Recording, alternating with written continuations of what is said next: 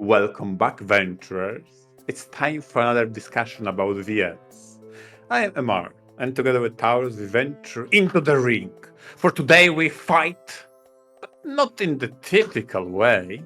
So, Taurus, what makes the conflict unusual in VN? That is certainly what we'll be talking about today. Unusual conflict in visual novels. But first, we have to talk about what a normal conflict is. And, well, conflict, it is the lifeblood of a story. Conflict is where we get all of the structure, the drama, the tension involved in the plot. And specifically, conflict is when a character wants something, but there are obstacles in obtaining it. It could be something material, like say a character wants money, or it could be something a little more vague. It could be a character wants power. It could be something that a character already has, like friendship, but something that they want to keep and something is threatening to take it away. But without conflict, you have a story that is much more laid back, much less tense, which some people like, but generally, you do need conflict in a story. There are several different types of classical conflict that some of you may remember from your high school English lit classes. The stuff like man versus man, or man versus society, or man versus himself. All of those kinds of classic forms of conflict that can be used to categorize these various conflicts in visual novels as well. Like, one easy example, Fate's Day Night. You have your main character, Emiya Shiro, who is a sort of normal high schooler involved in an urban fantasy world. And then the Holy Grail War breaks out, where now it's a battle royale of himself and all sorts of famous historical figures in supernatural magic fights. He wants the Holy Grail. However, only one team of Master and Servant can obtain that Holy Grail, so in a sense the conflict is between Shiro and his servant to obtain this Holy Grail to defeat all of his enemies and fight his way to the top. And so that's the basic backbone of Fate's Day Night. You have everything tying in together into this general backbone where everything, all of the plot elements, all of their actions lead to an ultimate goal of obtaining the Holy Grail. But then you have different routes like the Heaven's Feel route, which become much more introspective, and it's possible to have conflicts with yourself. In that route, several characters really grapple with themselves and their emotions and priorities of what they value most in life. In the sense you have an internal conflict like that, the answer is still clear. Emiya Shiro wants some solution that is happiest for everyone. And yet, there are, situations and circumstances that prevent that from happening, so he needs to ask, how can we make this happen, or what would I be okay with? What can we sacrifice? And so that's what causes the tension, that's what drives the story forward, and it causes people to do things. So, that's the typical case of conflict, right, MR? Yeah, and specifically in Fate, the drive is with all those characters standing in conflict, which is not one of the cases, because you outlined different typical conflicts, and Fate, everybody has, or at least wants to get to the Grail, unlike if you were to have a story in which protagonist needs to have a power or influence, then maybe the other character is an obstacle, but doesn't really have a drive to squash the contender, so to speak.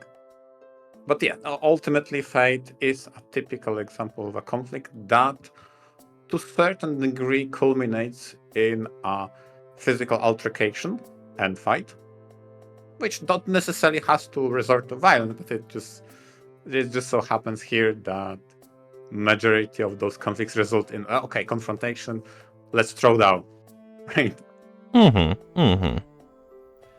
Like you said, it's possible that, these don't have to end in violence or, physical conflict. But that's simply the name of the game. There are some characters who kind of try to find other solutions to their conflict, like maybe they make a temporary truce or an alliance with others.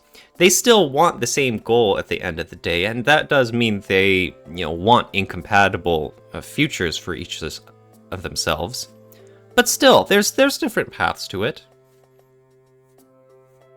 Yeah.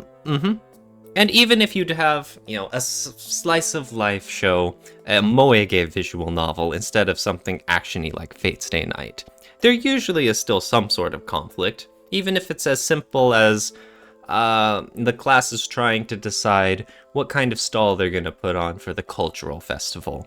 You have the main character who maybe wants to do something, you have one heroine who wants to do something else, you have another heroine who wants to do something else. And even though it's very low stakes, it's still conflict. There is still tension in the story, and it makes the reader want to wonder, it's like, well, how is this going to get resolved? Are some characters going to be left, unhappy? Are some characters going to be, glad that things went the way they did? Will there be some other solution I don't have in mind?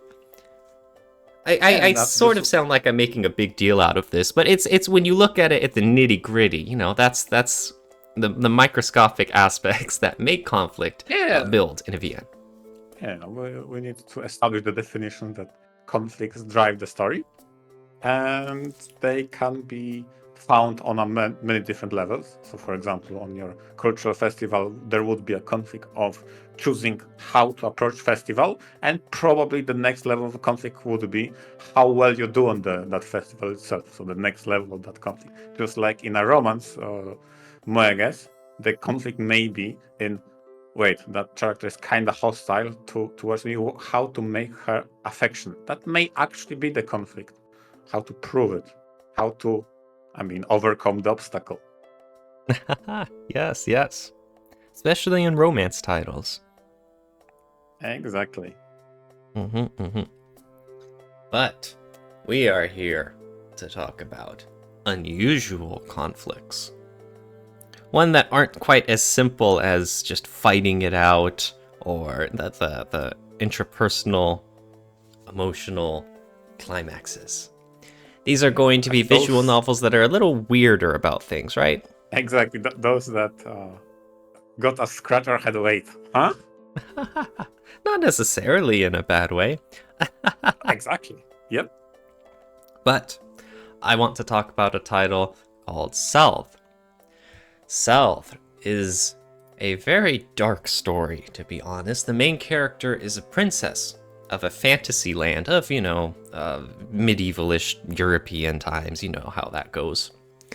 But an enemy army suddenly invades the capital while the army forces are out, and this Princess South is taken captive along with the rest of the capital.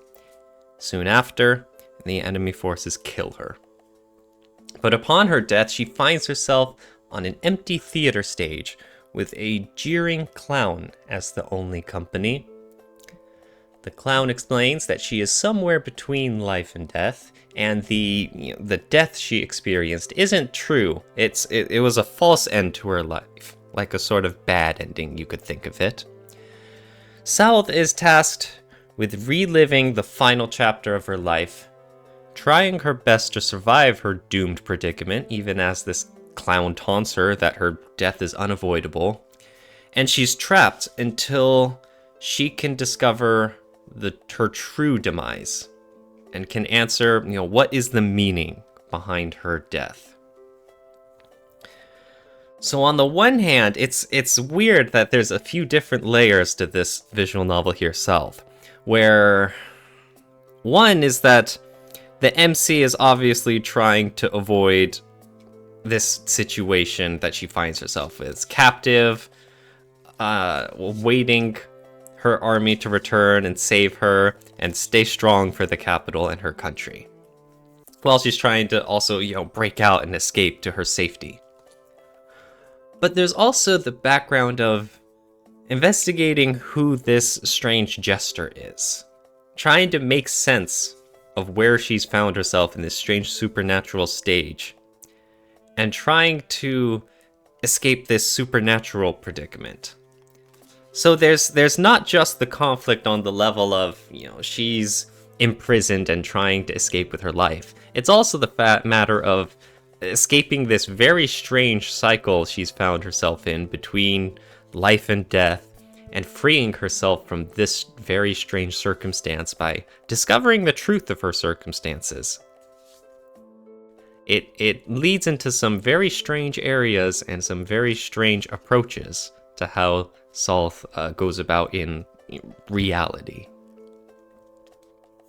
This is an example of that character, man versus self, but in such a different direction, because you need to investigate the cause of your own demise. Mm-hmm. I definitely see how that fits into today's topic. I'm trying my best to wrap my head around, and probably the closest example I have to this is a title that featured Journey Beyond Worlds. Journey Beyond Worlds, in which you had a retrospective of events that transpired, and you had to puzzle together how it all came to be in order to find the ultimate solution, so to say, and to accept you for who you are. Mm-hmm. There are some very interesting themes that come across in South that I can't exactly say because it turns into spoilers. Yeah, obviously. Mm-hmm. But yes, I completely understand. I like how you mentioned those classifications of conflict as well, because on the surface there's definitely, I guess you could say, the man versus man, or woman versus country, of South trying to escape her imprisonment. But then also, you could argue there's a few different classifications for as her greater fate. You could say it's a woman versus fate, in which case she is apparently doomed to die in this final chapter of her life, but she is still fighting, searching for a way out to survive. Not just her physical imprisonments, but also this fate burdened on her, saying that you are fated to die here. So to break the chains of fate, exactly, binds her. It's very unique, and I have a lot of thoughts about Salt's ending, but its premise and the tension and how it builds up the excitement and the drama along the way, that was very good. I very much enjoyed it. Okay, so also I need to understand, when you say about ending, you mean the ending of a title, not the ending of a character, which is the beginning, right? The ending of the story, there's the ending of the visual novel at large. Because you're right. South, the character South, has very many endings in store for her. Okay. Especially since you start with the ending. Okay. I love how you go through it. There's the whole scene of her capital getting taken over and her being taken captive, and then her ultimate death, and then it suddenly hits you with the empty theater stage and the jester and all that, and you're like, well, what's going on? Okay. But what about you, Amar? What else do you have in terms of weirdness for us? I need to bring us down from so deep introspective retrospective as to fight your own destiny. I need to talk about money. I brought World and Economica, and it's a very intriguing title because it gripped me immediately with its premise, and to be honest, one of the biggest things they did well is escalation. Okay, so just to recap, World Economica is a title set in a sci-fi world in which humanity colonized Moon. So there is a certain wealthy population that lives on the Moon, and the rest that live on Earth. The protagonist has an ambition. He wants to go where no one has set foot before, and that's his ambition that guides him. and he is a runaway, currently living in an orphanage. So he ran out from his parents and he found a way to an orphanage on the moon, and he lives there. And throughout that title, he finds other people struggling to survive in that moon economy.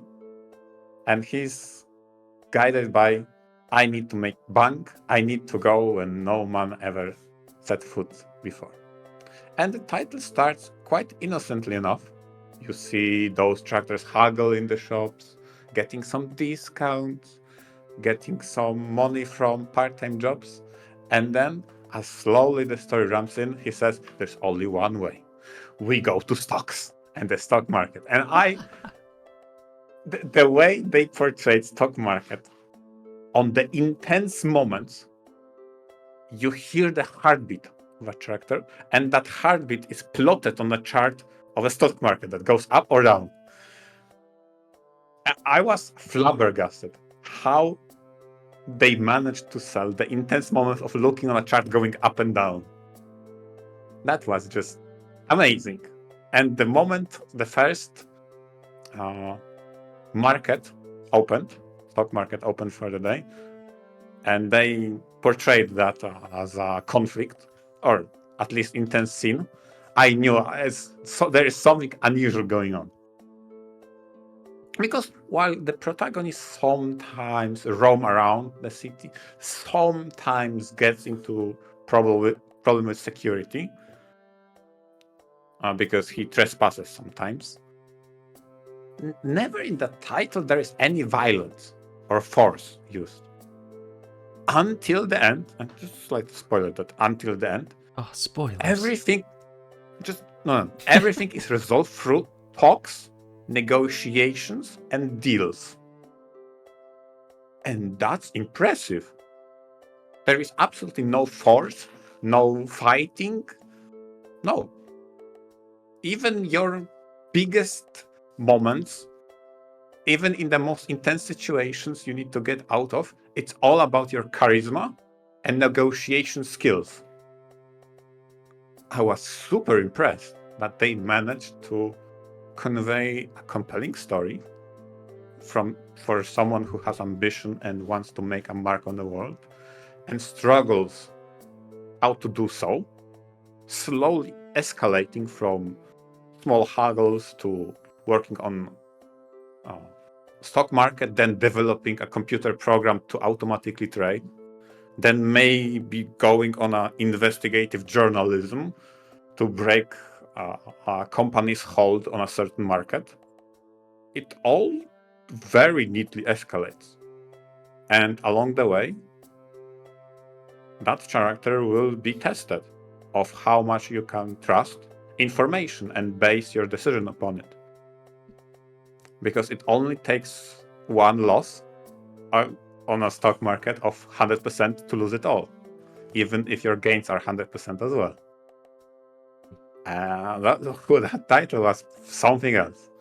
Especially since communication with your allies and or nemesis, it's all over email. You negotiate, you test the waters, who you can trust, who can you not, what's the useful information.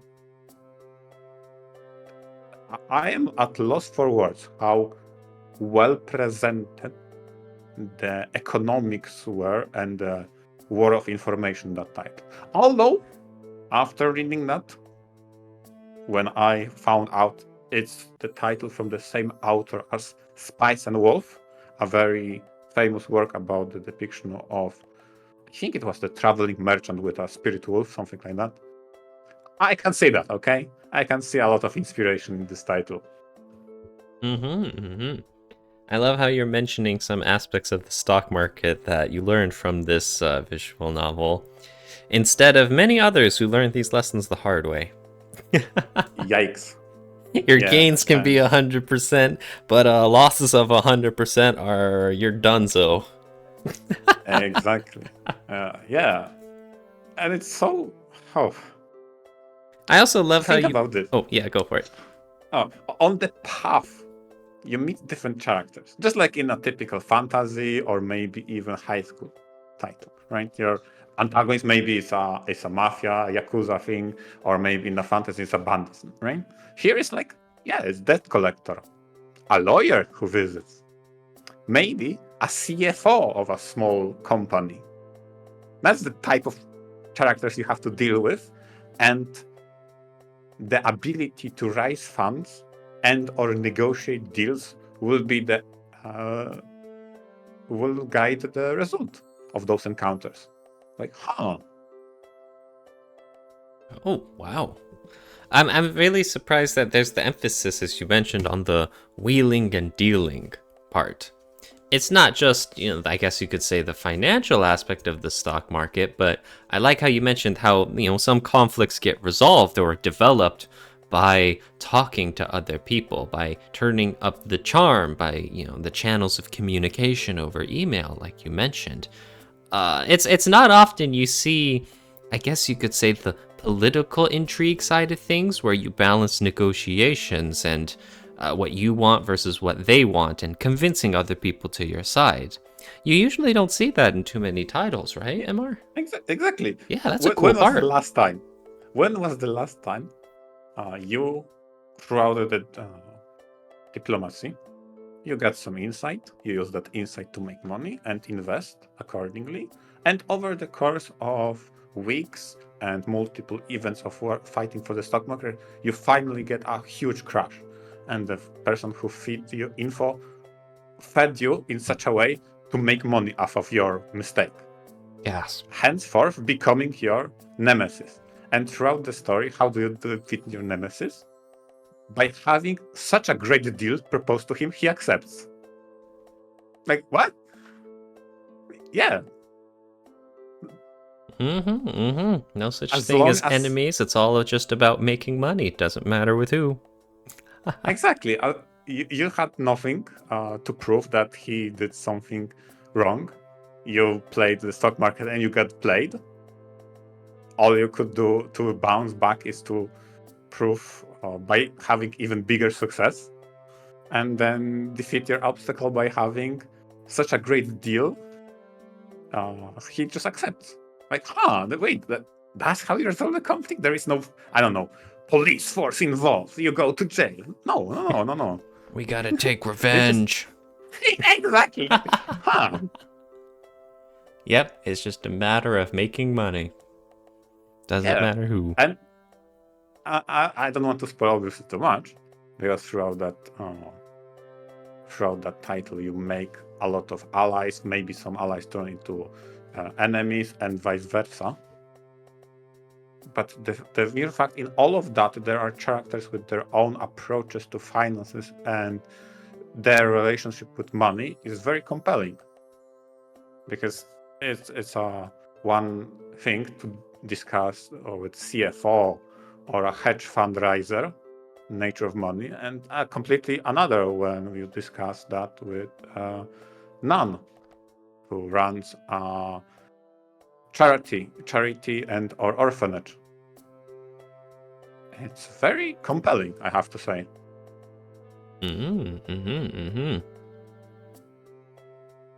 And what's unique is that, you mentioned this earlier in the ways that he wants money, right? And the stock market is the way to do it, and they're chasing that money. Exactly. Yep. That's something very open-ended. I always like the conflicts that are basically just, this character has a mission in life, and they are going to chase their mission no matter who tries to stop them. Yeah. It's a lot something more open-ended than, say, something like Fate Stay Night, like we mentioned, where it's like, I want the Holy Grail war, and in this, I got the Holy Grail. It's like, okay, goal achieved, I'm done. But in this case, it's not like you never have enough money. Oh, you gotta get more. There's no stopping. You gotta get that number bigger and bigger. Yeah. I always like those open-end kinds of conflicts too. Exactly. And I have to say, I was impressed how they delivered such not only nuances of how such operation would proceed, but also they didn't resort to unnecessary conflict, drama, or escalation in way that, oh no, now we need to deploy an army to do. No. Just let it resolve on the level of investors and businessmen. I mentioned this earlier, but conflict is the backbone of a story. And like you mentioned, some stories, they lose track of what their backbone is supposed to be, and then they start pulling stuff like, you're glad they didn't ever, oh, we need to raise an army and we're going to fight it out. And it's like, well, no, you're getting off track now.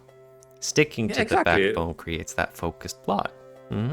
Exactly. Stick to what he wants. His ambition is that he wants to set foot on what humanity haven't stepped foot on yet. So he wants to be on the edge of the new frontier. Not the drama between, I don't know, companies or countries or whatever other conflict could be. That's his end goal, and he'll do everything to fulfill his ambition. Nice. And so it sounds like it goes without saying, but you really liked World End Economica? Yeah, I was very engrossed in that title.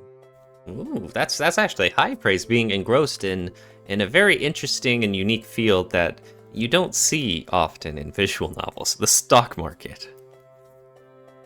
Yeah, and this is one of those titles that just had a conflict resolutions that I just didn't thought possible. And like I mentioned before, you don't do a revenge plot in which you won't stop until the other person rots in jail. No. You understood you got played.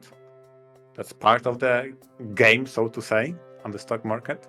You need to rise above your previous failure and succeed again. And then, if you have good enough deal, the other character will take it. Very cool. But very unique, very unusual.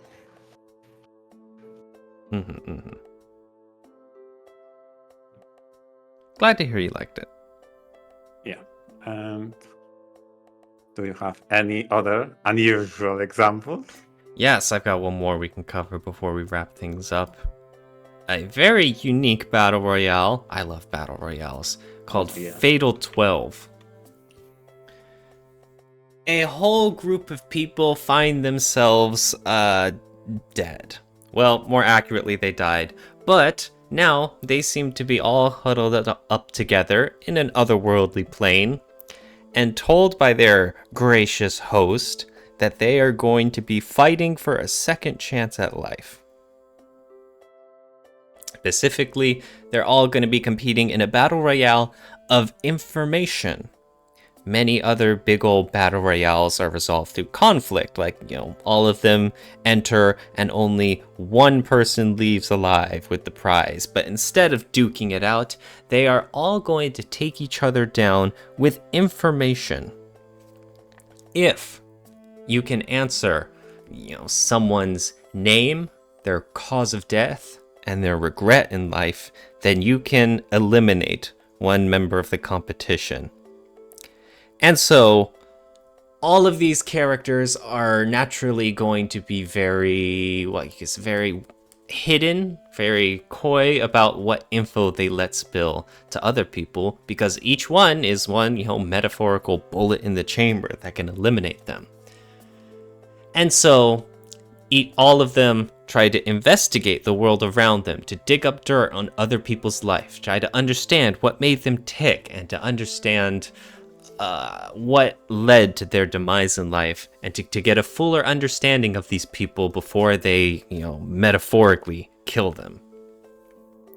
It was a very interesting aspect. I guess you could say the conflict itself is nothing special. It's still, main character versus these other people, as they're each trying to kill each other, and if you don't want to die, then you gotta take them down first. But I guess you could say it's the method. It's how this conflict unfolds. Instead of, punching each other and using weapons, it's, traveling to their homes and researching information about them, talking to the people in their lives so that you could learn more about them. It's a very novel angle into what's usually a very physical, violent genre. But this was something I unexpectedly loved a lot.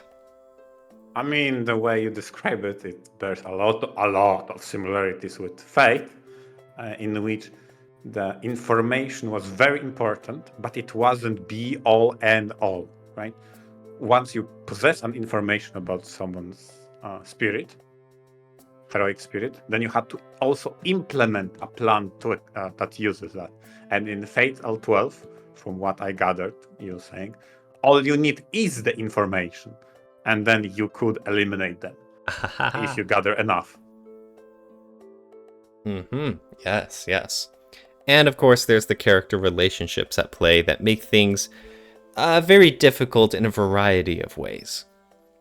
There's a variety of conflicts involved, various external and internal conflicts for something that's typically very straightforward in past battle royales. So very unique.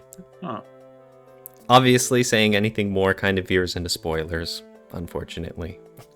Yeah, that's the nature, especially if you want to talk about and give information about the title that is all about the information and withholding that information. It's very hard to say anything else. Nope. Things we do for our viewers. Exactly. But yes, I enjoyed it, and like I mentioned, it was a novel way to look at conflict. Not just the typical physical kind, but very much, I guess you could say, the mental kind, the informational kind. I don't think that's a thing, but we made it up now. Fatal 12 did. It's a battle of wits in terms of information gathering, right? And I really like the also the plays that were made behind the scenes, the alliances being formed, the threats of betrayal. Maybe you could never be too much on your guard after all. And of course, a variety of endings of trying to figure out just what the heck is going on. It all made for an interesting story. Again, I thought they did some things pretty well and some things not as well, but Fatal 12 was pretty enjoyable. Another battle royale to the Taurus collection, I see. Heck yeah, keep them coming. Keep them coming. Don't stop and make some with robot girls, okay? But yeah, a lot of interesting titles, a lot of interesting viewpoints to how the plot develops. Oh yeah, definitely that wasn't our usual topic. Okay. So with that being said, I think we reached the end of the episode. So thanks to all our listeners. For those who have some examples for unusual conflict, leave them in the comments. And for the rest, thank you and venture out.